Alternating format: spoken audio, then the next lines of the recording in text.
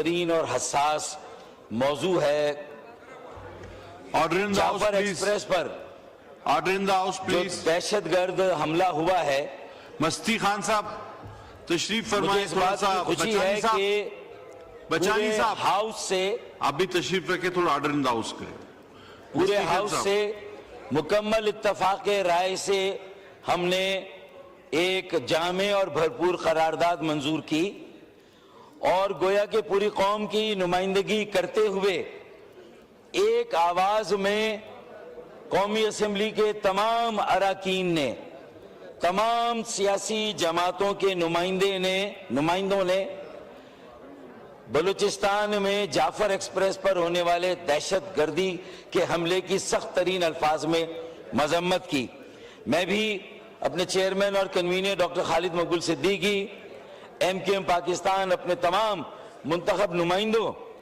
اپنے کانسٹیٹیوئنٹس اور بالعموم پورے پاکستانی عوام کی جانب سے اس واقعے کی سانحے کی شدید الفاظ میں نہ صرف مذمت کرتا ہوں بلکہ جو ہمارے پالیسی ساز ادارے ہیں، جو ہماری موجودہ وفاقی حکومت ہے، نور عالم صاحب، تمام صوبائی حکومتیں جنید صاحب اور تمام سیاسی جماعتیں اور ان کے اکابرین، میری ان سے یہ توقع بھی ہوگی کہ وہ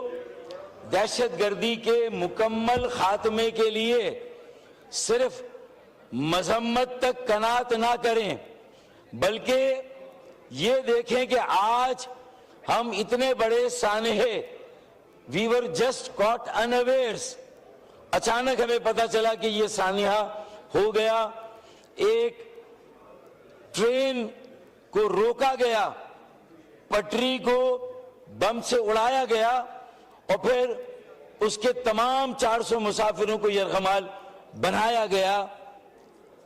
ہم خراج تحسین پیش کرتے ہیں افواج پاکستان کے ان جوانوں کے لیے جنہوں نے وہاں پر تقریباً تمام مغویوں کو زندہ سلامت بازیاب کرایا، جو جانوں کا نقصان ہوا، جن لوگوں نے جام شہادت نوش کیا، انہیں ہم خراج عقیدت پیش کرتے ہیں۔ ان کی قربانیاں اسی صورت میں رائگاں ہونے سے محفوظ ہوگی اگر ہم ایڈہاکزم اسٹیٹس کو اور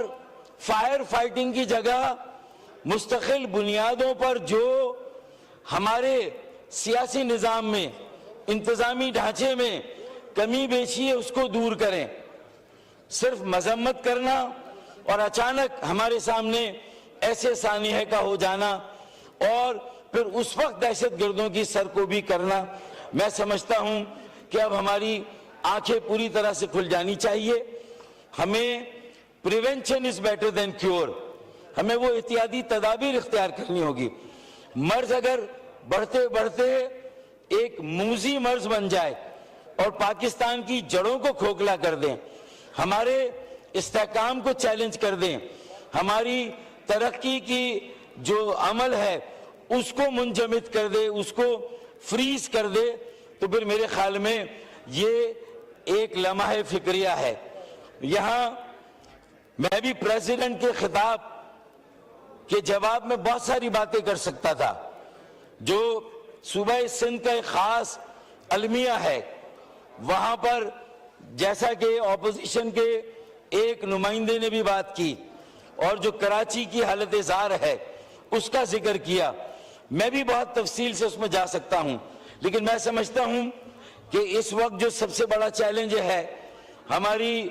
قومی یکجہتی کو، ہماری قومی سلامتی کو، اس میں اگر ہم نے یہ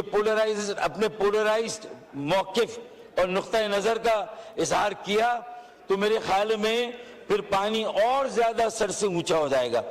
اور زیادہ مشکل ہوگا کہ ہم دہشت گردی کا مقابلہ کر سکیں۔ یہ بات درست ہے، ہر سیاسی جماعت یہ بات کہہ رہی ہے کہ دہشت گردی خواہ کسی شکل میں ہو، خواہ وہ علاقائی کسی نام نہاد آزادی کی تحریک کی شکل میں ہو، دہشت گردی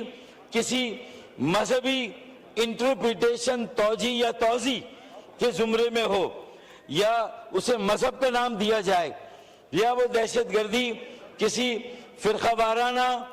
जो हमांगी उसको पारा करने के लिए हो, दहशतगर्दी किसी भी शक्ल में हो, उसकी मजम्मत हमें अक्रॉस द बोर्ड करनी चाहिए। स्पीकर साहब, जब हम ये कंडेम कर रहे हैं, मैं समझता हूं कि आज जरूरत इस बात की है कि जिस तरह एपीएस आर्मी पब्लिक स्कूल पर हमला हुआ था पेशावर में, और उस वक्त पूरी कौम को यकजा करने के लिए, पूरी कौम को एक मायूसी से निकालने के लिए, एक कौमी यकजहती के लिए न सिर्फ ऑल पार्टीज कॉन्फ्रेंस हुई थी, जो नुमाइंदा जमातें थी उस वक्त पार्लियामान में, उन्हें भी दावत दी गई वजीर आजम की तरफ से, और हमारे जो अस्करी इदारे हैं, कानून नाफिज करने वाले इदारे हैं, उनके सरबराहान, हमारे इंटेलिजेंस इदारों के सरबराहान को भी बुलाया गया, और कौमी सलामती, कौमी यकजहती के लिए एक कौमी इत्तफाक राय कायम करने के लिए एक संजीदगी से गुफ्तगू हुई, बातचीत हुई, और जो काउंटर टेररिज्म पॉलिसी का मसवदा उस वक्त भी एमकेएम पाकिस्तान ने पेश किया था, अल्लाह के फजलो करम से उसी को बुनियाद बनाकर ये नेशनल एक्शन प्लान बाद में वज़ा हुआ है। उस नेशनल एक्शन प्लान में बहुत सारी बातों को दर्ज किया गया, बहुत सारे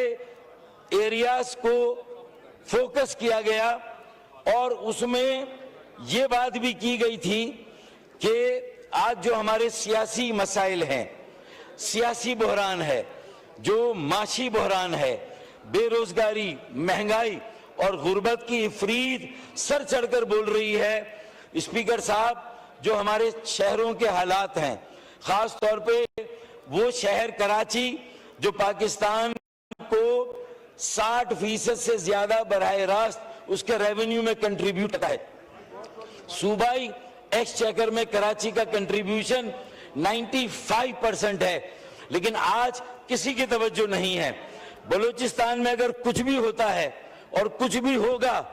अल्लाह ना करे, उसके बाद उसका सबसे पहला असर कराची पर होता है। हमें हर तरफ, हर जगह बंद बांधने की जरूरत है। मैं ये समझता हूं कि नेशनल एक्शन प्लान में जो एक अहम बात की गई थी वो ये भी थी कि आर्टिकल 140A की सही तशरीह करके पाकिस्तान में ये नुमाइशी जमहूरियत की बजाय